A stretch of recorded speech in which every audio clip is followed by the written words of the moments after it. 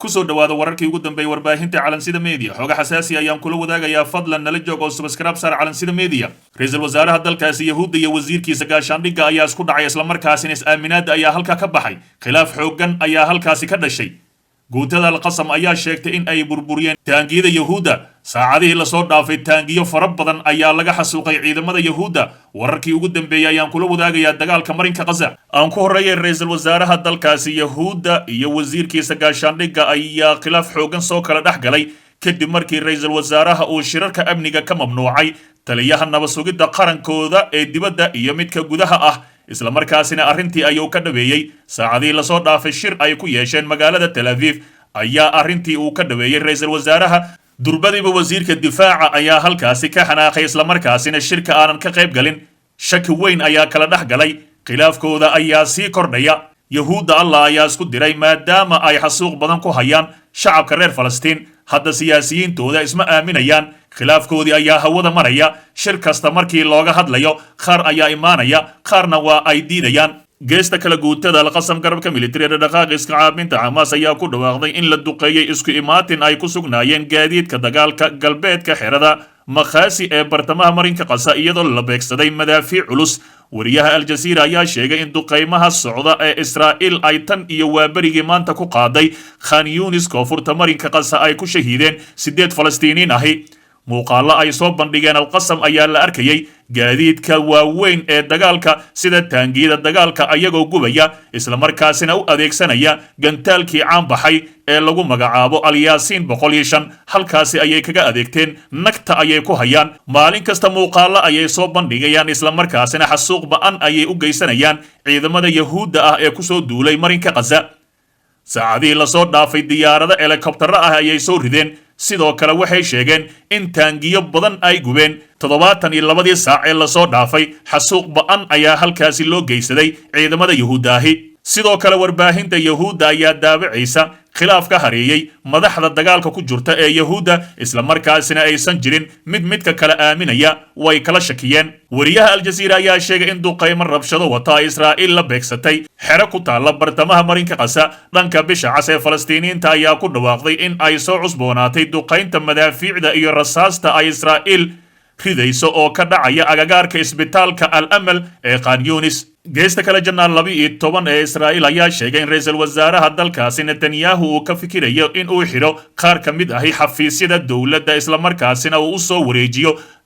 dhaqaalahooda si ay u daboolaan qarashaadka ku baxaya dagaalka maadaama ra'iisul wasaaraha iyo dawladdaasi ay qarash badan kaga bixayso halkaasi tani waxay imaanaysaa iyadoo qiyaasaha Israa'iil ay muujinayaan in qarashka dagaalka Gaza uu kor u dhaafay 50 bilyan oo dollar isla markaasina ra'iisul wasaaraha iyo madaxda kale ayaa sheegay in khasaare xooggan ay soo gaartay dawladda uu hogaamiyo ra'iisul wasaaraha yahuudda ahi alqasam ayaa shaaca ka qaaday in dagaalyahanadooda maanta oo jimco ahi ay miino ku qarxiyeen ciidamada lugta Israa'iil oo ka kooban 7 askari iyagoo dhimasho iyo dhaawac ku noqday deegaanka Qusaa ee bariga Khan Yunis koonfurta marinka Gaza guutada alqasam ayaa sidoo kale shaaca ka qaaday in ay magaalada Qusaa ee bariga Khan Yunis ku bartilmaameedsadeen cagafyo ay Israa'iil leedahay iyagoo la beegsaday madfaca Al-Yaasiin 105 halkaasina la arkayay ayagoo holcaya horaantii maanta garabka militariga ee dhaqaaqa Hamas ayaa ku dhawaaqay howlgal ay si wadajir ah u fuliyeen guutada Al-Quds ee garabka militari ee xarakada Jihad Islam kaasi oo 3 taangiyada dagaalka ah oo ay leeyihiin ciidamada Israa'iil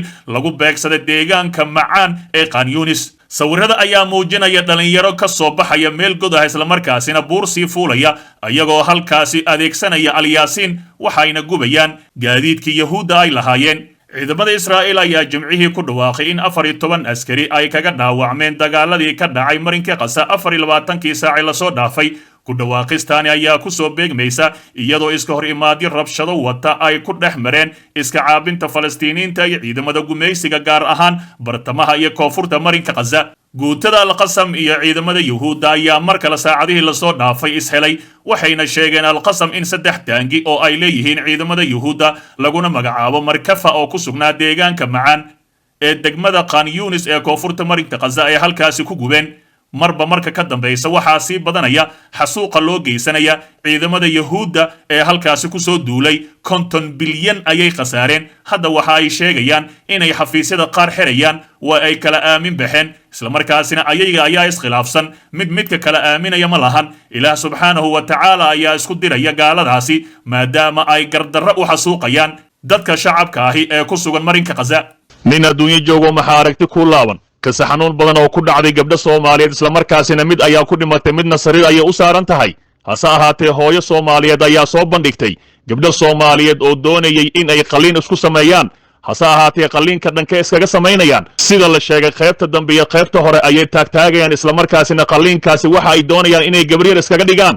hase ahaatee maamadani ayaa waxa ay ku bilowday amaba muuqaal ay soo bandhigtay waxa ay sheegtay gabadhaani Soomaaliyeed inay duco u baahan tahay isbitaal Turkiga ayay ku jirtaa waxa ayna doonaysay jirkeeda oo dabcay in ay soo badasho islamarkaasina qaliin ay soo gasho qaybta dambe ay qaliin isaga samayso islamarkaasina ay taagtaagto qaybta horena sidoo kale ay qaliin isaga samayso hase ahaatee waa sakaraad waxayna ku jirtaa isbitaal waxayna leedahay waxay u baahan tahay duco qarashkeedii halkaasi ayay ku beeshay maanta xanuunkeedii ayaa saa'id ah geeri ayay u dhowdahay waxayna dardaaran u soo jeedisay gabdhaha Soomaaliyeed ee hadda doonaya inay jirkooda qaliin ku sameeyaan si ay isugu qurxiyaan ragga Soomaaliyeed sidoo kale haweeneydani waxa ay sheegtay hooyo 47 sano jir ah inay ku dhimatay dalkaasi Turkiga ayadoo ka imaatay Canada waxayna doonaysay inay qaliin ku samayso jirkeeda qaybta hore iyo qaybta dambe islamarkaasina iska dhigto 18 jir hase ahaatee jirkani Allah subxaanahu wa ta'ala ayaa ku siiyey haddii ay da'dii kugu timaadane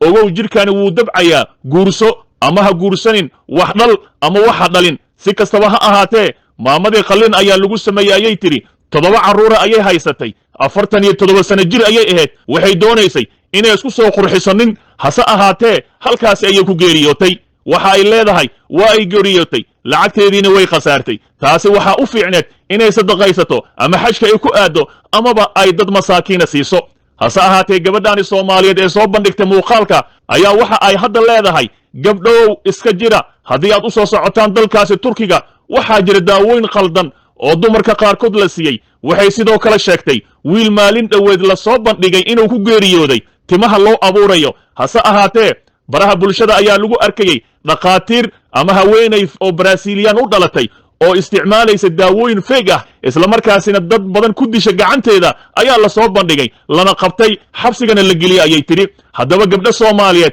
ayaa u tafaxeedanaya inay dalkaasi Turkiga aadaan islamarkaasina qaliin isugu sameeyaan maalmo dhaweed ayaa la sheegay gabdho caan TikTok ka ah inay Turkiga tageen islamarkaasina isku soo caateeyeen hase ahaatee hadda gabadhaani sariir ayay saaran tahay waxa ay doonaysay inay nin isku qurxiso laakiin hadda sariir ayay saaran tahay oo waxa la doonayaa in loo soo duceeyo ummadda Soomaaliyeed muslimiinta ah ayaa laga codsanayaa inay u duceeyaan gabadhaasi islamarkaasina ka digtoonaadaan gabdhaha Soomaaliyeed inay aadaan isbitaalada Turkiga si ay qaliin isugu sameeyaan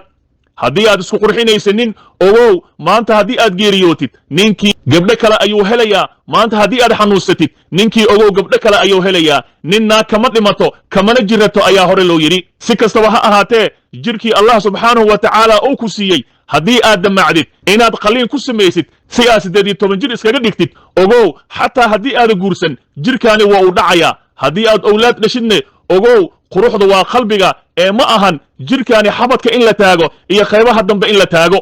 quruxdu waa qalbiga waa diintaada waa dabeecadaada waa dhaqanka Soomaaliyeed ee suuban gabar yahay intaad qaliin gali lahayd waxa lagaaga baahan yahay inaad sadaqaysatid isla markaasina xajka aad ku aadid taas ayaa ku fadli badan gabar kasta markii ay 18 jir tahay waxay ku hamisaa inay hooyo noqoto isla markaasina nuujiso koriso ay aragto awlaadeeda hase ahaatee adigoo dhalay ama 2 cunug 3 cunug 4 cunug haysta isla markaasina garoob ah inaad faarax isku qurxisid isla markaasina jirkaaga aad qaliin gelisid oo lacag badan aad ku beerdaraysid ha ku xanuunsanin oo ha ku geeriyoonin lacagtaasi adaa u baahan ilmahaada ayaa u baahan inaad sadaqaysatid ama waalidkaada xajka ku geysid ayaa u baahan haddaba gabadhaani waxa ay leedahay gabar kasta oo Soomaaliyeed oo ku haminaysa inay Turkiga soo aado ogow hooyas 47 jir ah ayaa ku dhimatay qaliinkaasi haddana gabadhaani aad muuqaalka ugu jeedaan ayaa sariir u saaran ducana loogu dalbayaa isla markaasina inuu Ilaahay caafiyo isla markaasina daawooyinkii iyo qaliinkii ayaa dhibaato soo gaarsiiyay fadlan u duceey walaashaada sheer garay muuqaalkaani dhegaystow ogow haddaadan xalka qayb ka noqon waxaad qayb ka tahay dhibaatada dalka.